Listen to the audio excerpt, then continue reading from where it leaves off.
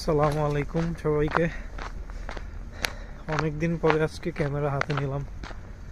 তো এতদিন ক্যামেরা না ওঠানোর রিজন হচ্ছে অনেক বিজি ছিলাম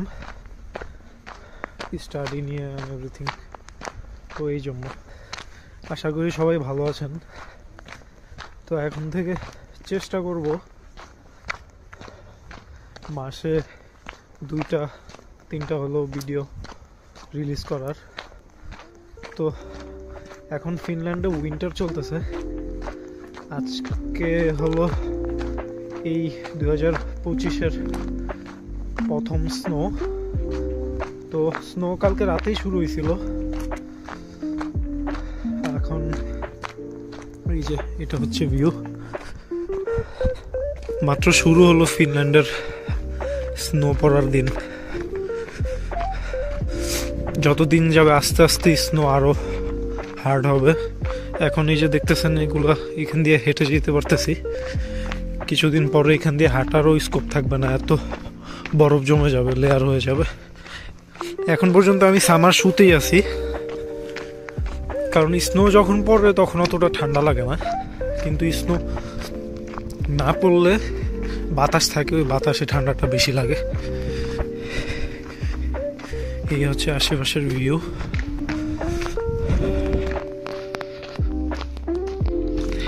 আমাদের ক্যাম্পাসের পাশেই একটা স্কুল আছে। স্কুল ছুটি হয়েছে, মেবি বাচ্চারা বের হয়ে আসছে। উইন্টারে ফিনল্যান্ডে আপনার এখন 3:10-15তেই অন্ধকার হয়ে যায়।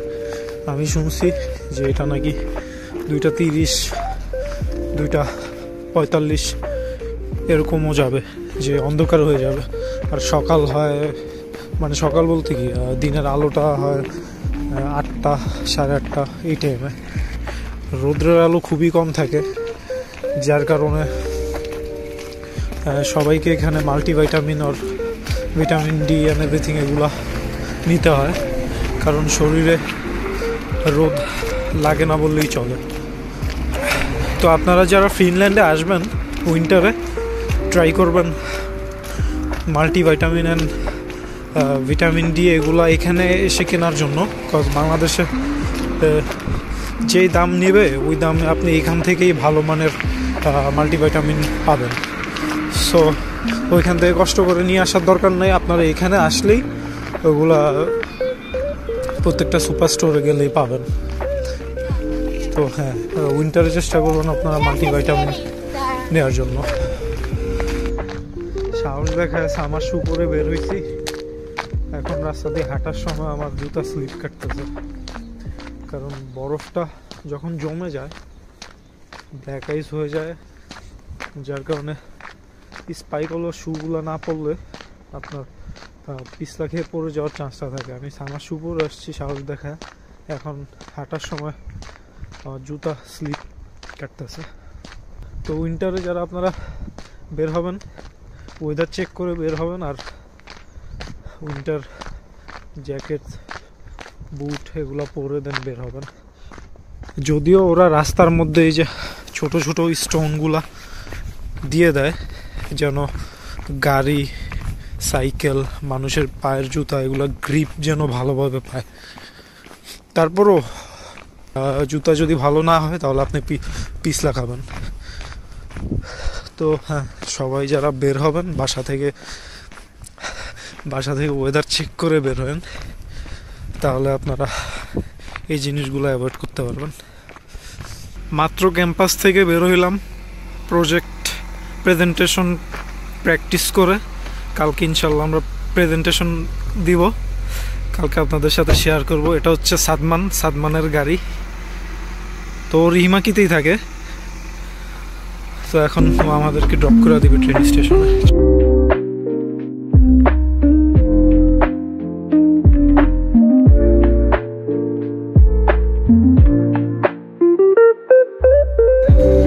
এখন বাজে রাত 6টা।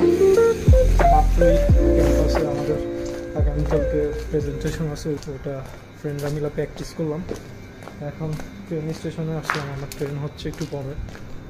তো এখন যাচ্ছি আর কি বাসার দিকে, বাসায় যাব, খাওয়া দাওয়া করবো, এরপরে ব্যাডমিন্টন ম্যাচ আছে, ম্যাচ খেলতে যাব। দেন ম্যাচ খেলে এসে হালকা পাতলা প্রেজেন্টেশনটা আরেকবার প্র্যাকটিস করব। সো কালকে আপনাদের সাথে ওটা কিছু শেয়ার করব কিছুটা, তো স্টে টিউন।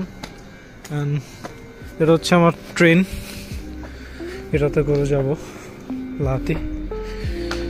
আপনাদেরকে একটা কথা শেয়ার করি, যারা ফিনল্যান্ডে আসতেছেন বা ফিনল্যান্ডে আসবেন, তারা নিজেদের কমিউনিটির সাথে কানেকশন রাখার ট্রাই করবেন। কারণ অন্য কমিউনিটির সাথেও রাখতে পারেন, কিন্তু নিজের কমিউনিটির সাথে যে কানেকশনটা হবে, যে বন্ডিংটা হবে, ওটা আপনি অন্য কোনো কমিউনিটির সাথে ওই ফিলটা পাবেন না। আর অবশ্যই সবার সাথে কানেকশন রাখবেন, সবার সাথে মিশবেন, কথা বলবেন, ঘুরবেন। তাহলে আপনি ফিনল্যান্ডে একা আসলেও আপনি সার্ভাইভ করতে পারবেন। না হলে আপনি যদি একা একা নিজেকে রাখার চেষ্টা করেন, তাহলে আপনি সবসময় ডিপ্রেশনের মধ্যেই থাকবেন, ডিপ্রেশনে চলে যাবেন। তো চেষ্টা করবেন সবার সাথে মিলেমিশে থাকার জন্য। ফ্রি টাইম প্রথমে আসলে 3-4 মাস, 5-6 মাস আপনার এইভাবে দেখতে দেখতেই চলে যাবে। তো ওই সময়গুলোতে আপনারা এনজয় করবেন। পরবর্তীতে জব হয়ে গেলে বা কিছু হয়ে গেলে তখন আর এই সময়গুলো পাবেন না এনজয় করার জন্য। তো সবার সাথে যাবেন, ঘুরবেন, দেখবেন ভালো সময় স্পেন্ড হবে। তো আমাদের সাথে এখন আছে আমার ক্লোজ ফ্রেন্ড, 2 বাংলাদেশি। আমার নাম Sadman. And I am Fuad Salakar. আমরা এখন যাইতেছি আর কি, আমাদের আজকে একটা প্রজেক্ট প্রেজেন্টেশন আছে। আফসার ভাই খুব ভালো করছে প্রজেক্ট প্রেজেন্টেশনে। আরে এখনো তো যাইলামই না, তুমি বলতেছো যে আইডিয়া জেনারেট করছে। তো আমরা এখন প্রজেক্ট প্রেজেন্টেশন করতে যাইতেছি। এটা আমাদের পাশে একটা ক্যাম্পাসেই, হিরিয়া, ওইখানে হবে। তো আপনাদের সাথে কিছু ওটা আমরা আগে থেকে ক্লিপসগুলো, হ্যাঁ, আফসার ভাই কি বানাইছে, ক্লিপসগুলো শেয়ার করব। বানাইছে।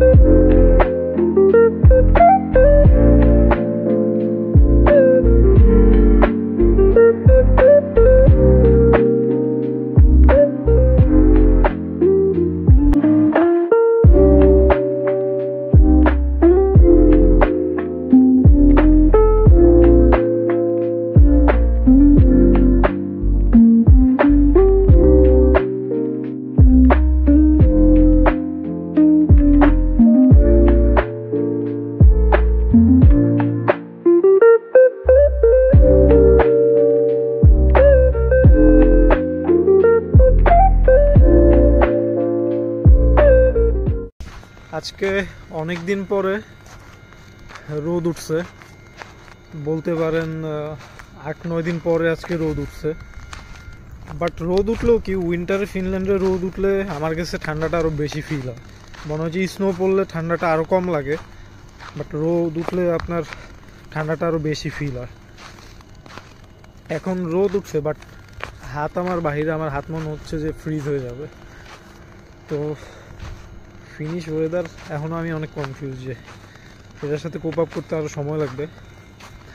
তো এই হচ্ছে ফিনিশ উইন্টার।